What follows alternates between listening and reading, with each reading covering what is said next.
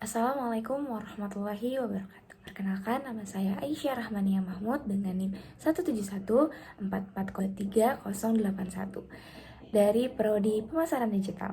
Baik, hari ini saya akan menjawab pertanyaan dari video 8 Simple Self-Development Principle.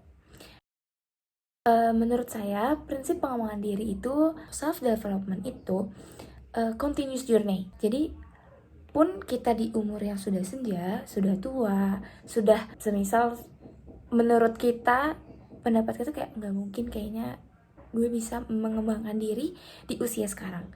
Nyatanya pengembangan diri itu ya seperti yang aku bilang tadi, continuous journey. Jadi nggak ada batasan waktu, kalian bisa tetap mengembangkan diri kalian even kalian tuh udah berumur. Karena seiring berjalannya waktu kan kita dapat memahami diri kita lebih baik daripada orang lain. Dan bagaimana setiap prinsip itu bisa diterapkan dalam kehidupan sehari-hari. Tapi first of all, semua dari ke-8 prinsip itu nggak semuanya bisa cocok sama diri kita. Karena tergantung pada diri kita masing-masing. Karena kan kita sendiri ya yang tahu mana yang cocok, mana yang enggak. Bisa jadi misalkan dengan membaca buku, tapi kalian tuh nggak terlalu suka nih membaca buku, tapi kalian lebih ke nonton-nonton video inspiratif atau motivatif gitu. Mungkin itu yang lebih cocok, jadi kalian biasanya itu. Dan continuous gitu, lakukan hal itu berkala, tidak perlu setiap waktu, tapi ada waktunya kita di situ terus gitu, kayak membaca buku, menonton video inspiratif atau motivatif lainnya gitu. Karena balik lagi, sejatinya tuh kayak diri kita yang tahu gimana kita. Dari ke-8 prinsip, menurut saya yang cocok dengan tantangan yang saat ini saya hadapi adalah membuat plan. Karena jujur semester ini tuh saya benar-benar merasa kayak dikejar-kejar sesuatu, dan yang saya kira tuh kayak kenapa seburu-buru ini gitu. Jadi saya butuh banget namanya plan.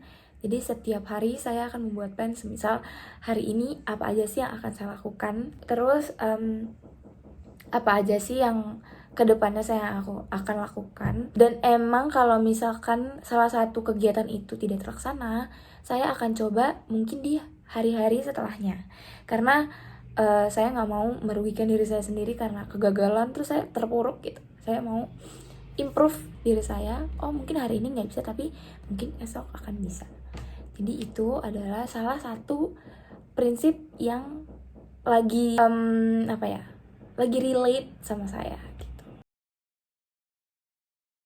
Pertanyaan yang ketiga itu adalah, di dalam video itu kan dijelaskan pentingnya disiplin diri sebagai salah satu pilar pengembangan diri. Buatlah rencana kegiatan mingguan yang mencakup penerapan disiplin diri di berbagai aspek kehidupan Anda.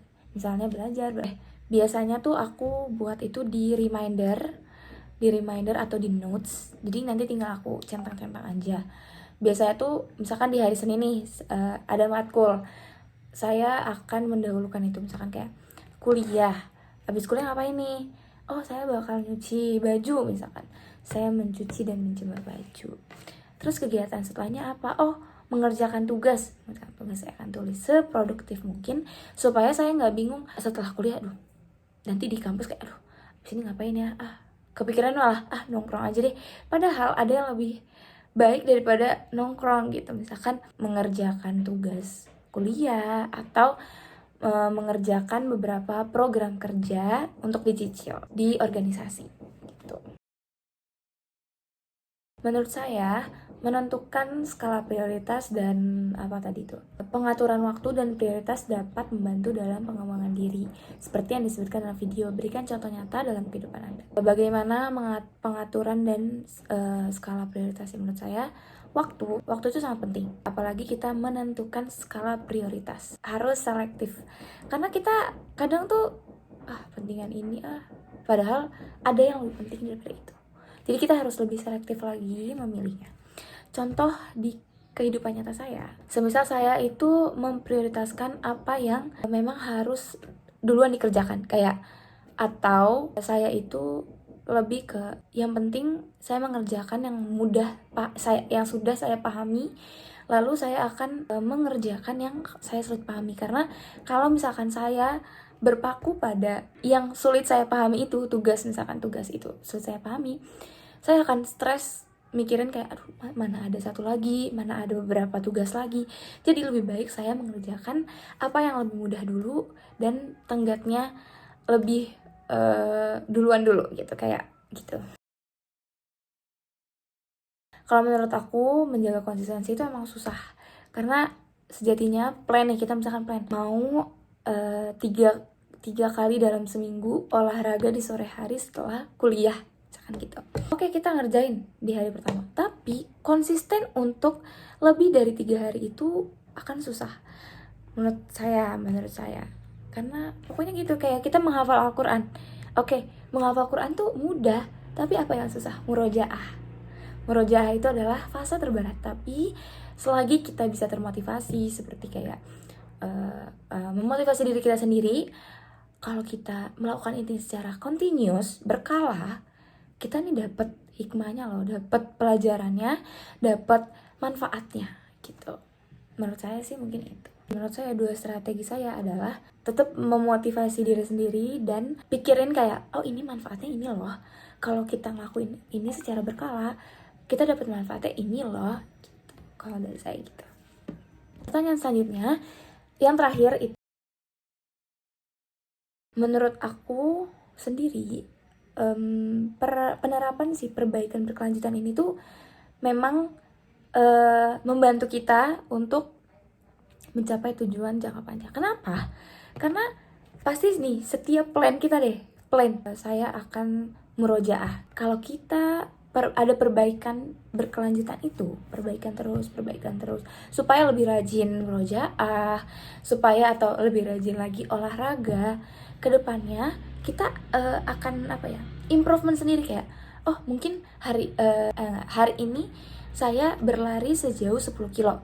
Oke, berarti minggu depan saya harus bisa 11 kilo. Walaupun naiknya cuma 1 kilo, tapi itu perbaikan berkelanjutan. Karena ada perbaikannya, sebelumnya 10, sekarang 11 kilo. Besoknya 12 kilo, atau besoknya lagi tiba-tiba 20 kilo gitu.